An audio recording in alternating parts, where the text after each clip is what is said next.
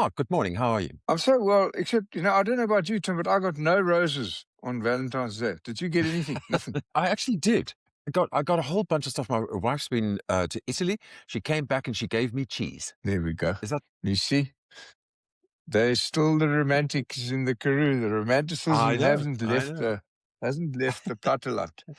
Good morning, everybody. Yeah, it's Good morning, already the everyone. middle of February. It's budget week coming up. There's lots to talk about, Tim, but we Yep. can't not talk about water. Yes. No. The Exactly. No. rhyme of the ancient mariner comes to mind in a completely different context, but famously in that poem are the words, water, water everywhere, not a drop to drink. Of course, Right. that's because they were in the sea. Now, we're not in the sea, Right. but it still applies to us. We've got tons of water, floods all over the place, dams at capacity. I'm speaking selectively geographically here, but nothing to drink. And so, there are places like there's a place outside Richards Bay that hasn't had water for 3 months. Okay. And so I Wow. can list the litany of sins, but it's a complex problem. And I'll tell you why I say Right. it's multifaceted. It's to do Oh, with big word. demand versus supply. Yeah, I know. It's to do with demand. It's to do with rotting or malfunctioning infrastructure. It's to do with leakage. It's to do with paying as well. As all of our issues have something to do with this culture of non-payment for services. And the reason we don't pay for services is we don't get what we think we're getting. And same applies to the tax mindset. We see these as grudge purchases, not, fair deals. Now, Right. this is starting to look, if I was a doctor, I'd start calling this multiple organ failure. Okay. Now, Yes. when you go Oh, into that's interesting. multiple That's good. organ Good failure, description. Yeah. Sorry. multiple organ dysfunction, there Right. is a very high risk of total body shutdown. Okay, because all these organs need each other and stuff like that. We're there. We're really close to shutdown. And Okay. here's what I want to wonder: how do we appoint ministers? Okay. Wow. That's a bit of a Now, jump. Um, yeah, well, Well, because we appoint ministers ultimately, based on how friendly they are to exactly, the executive, and then we also do it by whether or not they know nothing about the topic. Because yeah, the less they know about the topic, the more likely you are to get appointed, and also on your ability to spend money um, um, in Europe at a very quick rate. on That's a always private important. plane. Yeah, I mean, you got to go shopping sometimes. The queues at Woolies can be too. Anyway, Yeah, so can be too long. so here's the thing, Tony. Right. The problem is that we elect parties. We elect people by virtue of their party allegiance. Okay, and then they appoint ministers. Okay, which Right. is a mystery to me. And some of the facts that you've just mentioned are part of why it's a mystery to me. Shouldn't we do this the other way around? Shouldn't we elect ministers? Okay, Okay. and Oh, they that's interesting. appoint the president. Right. So if in the same way that we elect mayors locally because we want to know who they are and what they're doing, and they must be available to us, and they must live here, and they must do stuff. I think we should change the entire electoral system. I'm sure it'll take a month or two to do, but we can do it before in time. And we elect the ministers. There are 20 portfolios, whatever. We elect them. Once they've gathered, they then elect, not necessarily from amongst themselves, the president Right. and the executive. What do you think Okay. of that, Tim? Because I can tell you what, the other system's not working, but Yes. I mean, I think it's a good idea. I mean, what intrigues me about this is why is the incentive system not working?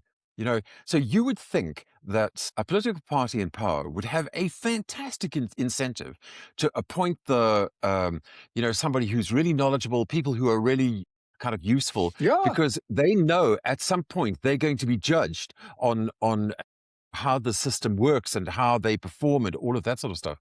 Why is that incentive not operating in South Africa? Because, well, I'll tell you we why. have we have a whole public administration which has got some really great people, and then there are some just disasters, sort of 23-year-olds being appointed to very senior positions. And, you can hear when people talk about a topic, you can hear in 5 seconds, you can hear whether or not they know what they're talking about or not. For me, for example, when I talk about, something complex like, investment, people know instantly this guy is ignorant.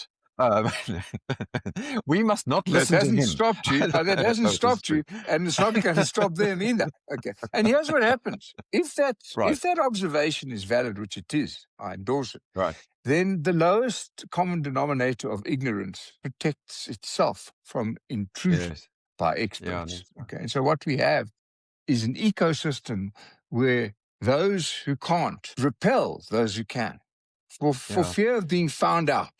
Okay. exactly. But we find them out anyway. And so we have a terrible result. We have an absolutely terrible result Yeah, where politics and popularity override competence and meritocracy and achievement and all of those kinds of good things. But it's interesting, Tim. I was reading in the FT briefly about how in the UK, without fail, all of the right. prime minister's ratings started declining immediately they took office. All of them, without Right. fail. And Yes. I think that's pretty universally true, other than for dictatorships and things of that nature. But so why is that true? And I'll tell you why it's true. The promises they make, they're not competent to keep. Or am I talking about Sona again? I don't know what it is. But politicians get elected on promises and fairy tales. And Right. then they get delivered into the real world and they appoint their mates to go and protect them from the real world. And as a result, the country starts deteriorating. And that's where we are. I mean, it is like that, man. I'm sorry, it is. It's not cool. Yes. I'm No, cross. no. I mean, my hope is just to go back just for a moment to the incentive systems. Up till now, the ANC has been so dominant in the political system that it's felt invulnerable to that incentive. Yeah. You know what I mean? It's Yeah. felt as though it's it's more important to appoint my friends than it is to appoint somebody competent, because I don't feel the incentive. But I do feel like, the incentive systems are about to kind of, the demonstration of the consequences are about to come home to roost so aggressively. I mean, I don't know what you think. Do you think that Helen Zille has a shot at winning plurality of the vote in the local government election in Johannesburg? Yes, What I would you do. rate those as? You do? Yeah, yeah. I think so I too, do. I because don't I think a envy lot of her people that who don't victory. like her, I don't envy um, her that victory. no, no, exactly. Yeah, yeah, yeah. But I think a lot of people who don't like her still think they still will still vote for her, because they're just sick and tired of not having water in a place where it's raining, cats and dogs. It just it's such a obvious contradiction that it's going to start playing into the political system. It'll be interesting to see. Nobody, We are now 8 months away from the local government elections or something like that. The date hasn't been announced yet, yeah, but it's happening soon, and it's going to be a yeah. very interesting one, as they always are. Yeah, but I'm afraid to say that, having been involved in quite a few discussions around this, that there is still party allegiance above all. That is Yes. the determining factor of who's going to run, who's going to be in charge, and who they're going to appoint. It's party allegiance. And there isn't a party that I've found that doesn't succumb to that self perpetuating protectionist mindset. When you Yes. speak to politicians, they speak about each other and their parties. They don't speak about the problem. And the trouble here is if you fail in one ministry, you get put into another ministry. Okay, about which you know even less than the one that you've just left. It's wrong, Tim. We're going to pay deeply for this, regardless of the fact that the incentive scheme is going to bring this home to roost. We many, many, many years down from optimal functionality, and it's going to take gazillions more than it otherwise would have if we'd stemmed the tide earlier. It almost becomes impossible. Anyway, enough of that doom scrolling. But I could tell you, we have to change the system. We have to change the way we appoint ministers who are the ultimate, overseers of portfolios. Otherwise, it's not going to ever work. It's not going to ever work. I could name 3 ministers, but I won't. Okay, I won't. Yeah. Okay. All right. Yeah, Well, let's I talk live about here. something more positive, and that is the bond Okay. rate. Can Yeah. I just ask you this question? Mm. What is Brazilification? And are we caught up in it? And is the bond rate part of that? No, Tim, first of all, I don't know what Brazilification is, but the only thing I know about Brazilians, okay, if Right. you go for a Brazilian, I mean, I don't want to go there, Tim. Okay. I don't No, no, know no, no, no, what no, no, Mark, stop, Brazilification stop. is. Don't even think about that. Yeah. Yeah, you started. Okay, so but let's talk about the bond rate. The bond rate has come down quite considerably recently and over a longer period of time. And of course, as everyone knows, when yields are lower, it's because the price has gone up. So the demand for South Right, African bonds has gone up, right. and that's fabulous because the cost of raising future capital or even replacing existing debt has gone down, which means we're going to, because we're so indebted, this is the one joy of being indebted is if that the interest rates go down, you've got more money to indebted yourself with.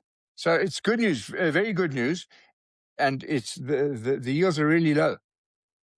Yeah. So my understanding of Brazilification, just to go back to that momentarily, and I won't be talking about the other thing Yeah, that you were obviously thinking about. The yeah, no, what I think people miss about debt levels is because if you look at the level of debt in countries across the world, they all now you know somewhere between 60 and 120 130% of GDP. So that mm, looks like, so when you look at South Africa's kind of debt rate, we're sitting around about 80% now, right? Um, it doesn't look out of proportion to everybody else's. You just think, okay, we're in the middle of the range here. It could be lower. yeah, It should be lower. We hope it will get lower. We aim to make it lower, but what people miss is how much you pay for that debt. Um, and first world countries have got this enormous debt. Japan's got debt, 2.5 times GDP, but because their interest rates are so infinitesimal, what they actually have to pay out every month is very small, and that's what happened yeah. to I'll tell Brazil. you, Brazil got caught in this yeah, trap where they were paying. They had quite a lot of debt, not a huge amount, but they were paying an enormous amount for it, and that cost them long term. And it worries me that we're going in that direction. Are we or are we not, Mark Barnes? yeah. Well, let me say this: it's not the level of debt. We're focusing on things which are, in the first instance, not comparable. You can't just willy nilly compare debt to GDP across nations and economies because they come vastly different ecosystems, and currency comes into it, and all those kinds of things, inflation, and all that stuff. So, Right, but I'll say this: it's not the level of debt that matters up to a point. It's what you've done with the money. Okay, so if the money has gone into productive assets, which yet haven't matured and are starting to produce cash flows next year, then it doesn't matter right. that you've got debt because debt has to be serviced from cash flows, and that means you have to have revenue. And the issue that we have here, which might take us down the Brazilificate, I can't wait, route, is that we haven't spent the money wisely. So Yes. we have got infrastructure backlogs and education and healthcare and all those things are backlogs, and we've got the debt. So we need more debt, wisely spent, not wasted. That's the real issue. If you've got a debt to GDP ratio of 1 for the sake of this discussion, but your systems are all up to date and working fabulously, and your new bullet train is just starting to fill up with people, and your mines are starting to produce and so on, who cares? Then you were Yes. wise to borrow money. Okay. So it's what you spend it on, Tim. And that takes me into another subject, if we finished with Okay. this one, Yeah. which is taxes. Okay, taxes. Now, Uh, we mentioned last week that a smaller proportion of people are paying a bigger and bigger proportion of the tax. That's one thing. But I've right. noticed an interesting correlation between. So, what SARS is doing is focusing in on the easy money, if you like. The money, the rich must pay more and the sin taxes and all of that good. There's a high correlation between the sins that are taxed and the degree of illicit market participation in those. So we had the cigarette debacle with BAT pulling out. We now has SAB complaining about the illicit alcohol market. And this is all at least partly driven by tax avoidance. Yes. And so we should be cautious about how the things that we do have other consequences. And I'm saying that tax for us all in South Africa is a grudge purchase. I'm going back to the debt. What did you spend the money on? Yeah. Tax shouldn't be a grudge purchase. Tax should be something that you pay enthusiastically because you love the government services and facilities that are available to you that you got and you all paid for. And so we've got really some underlying structural leadership competence issues which are driving financial ratios into trouble. Yeah, although I mean, the can I just talk a little bit about cigarette smoking and the new cigarette law and being No, Tim, 10 you can't. You've talked I about it can't. every episode so far. Yeah, no, you can't. We know what you feel about the cigarette laws. Okay. I just Okay. I just want to say, I just want to clarify that Now go you for it, can Tim. smoke You near an can't entrance, smoke but you within can't. a Okay, certain distance of an exit. Everyone in South Africa knows that. It's become common discussion at wimpy okay, bars. Okay. excellent, excellent. Okay. Yeah. No, no, no. I mean, I feel as though South Africa is very overtaxed, but maybe all people think that in all countries. My overall feeling is that if you're sitting in a situation where government is not spending your money wisely, that your resentment about the level of tax just increases. I mean, I do Well, wonder if a little bit whether or not the South Africa's high tax rates are, what's causing people to, causing immigration of high net worths, as they call them, or rich people. Of course it is.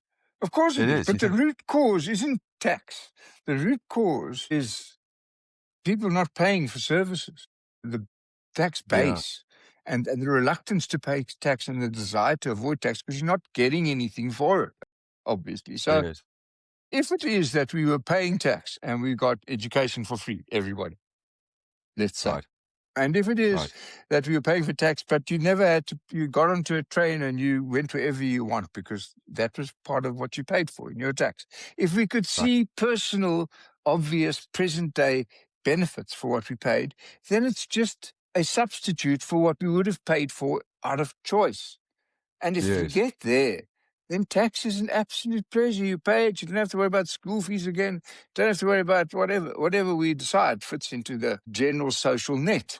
You don't have to have beggars on the street. I mean, we have got so many beggars now. You can't park your car, okay, without yes, being surrounded by people to assist you in driving, to help you carry a small packet or whatever. And that system is a consequence of a failing economy. If we yeah. had that social support covered properly by the taxes we pay, it would be a great pleasure. I'd happily pay what I give away to beggars every month as a tax to sort them out.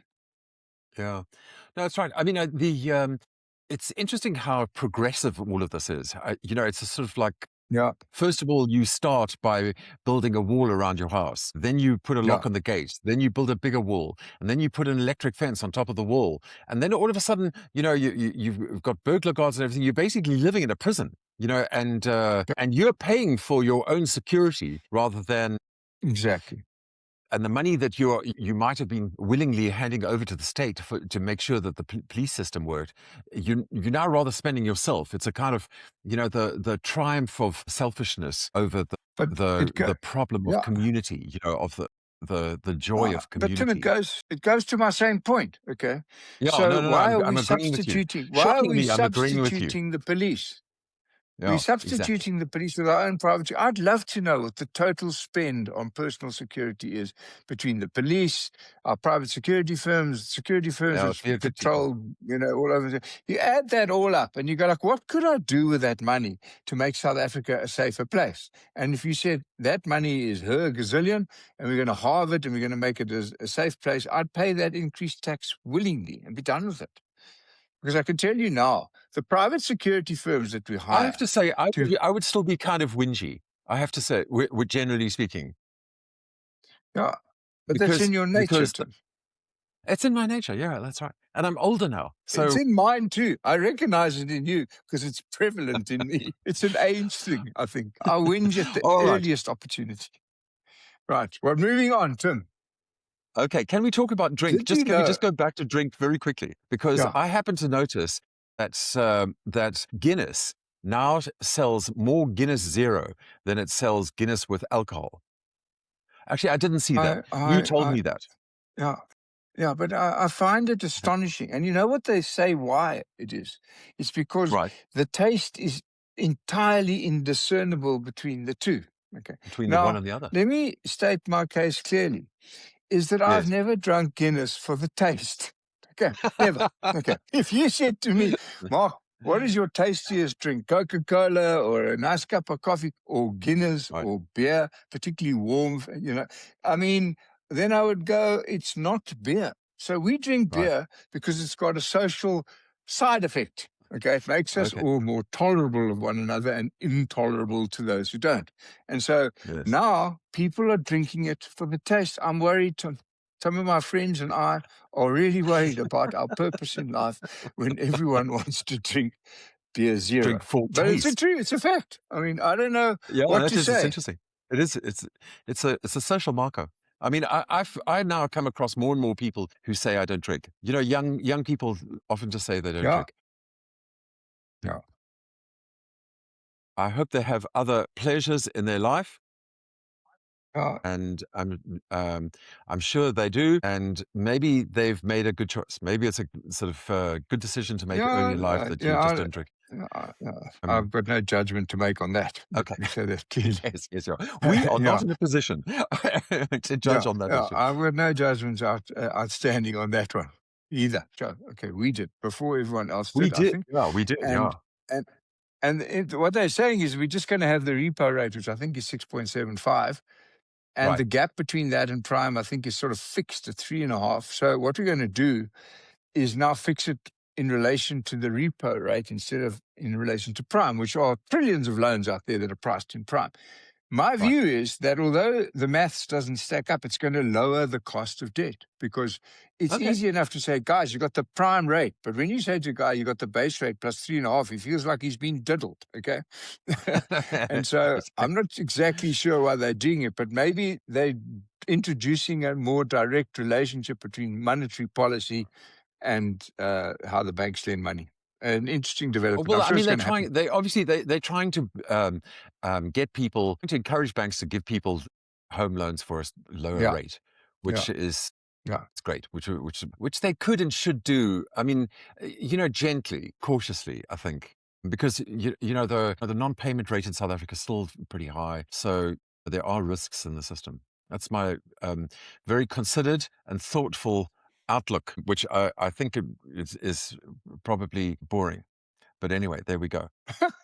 On that exciting note, have a great week, people. The budget's coming up, but that'll be next week, eh? We'll be talking about that Yeah, more. yeah. Cheers, Mark. Thanks, hey. Nice chat. Cheers, guy. Thank you. Cheers, everyone.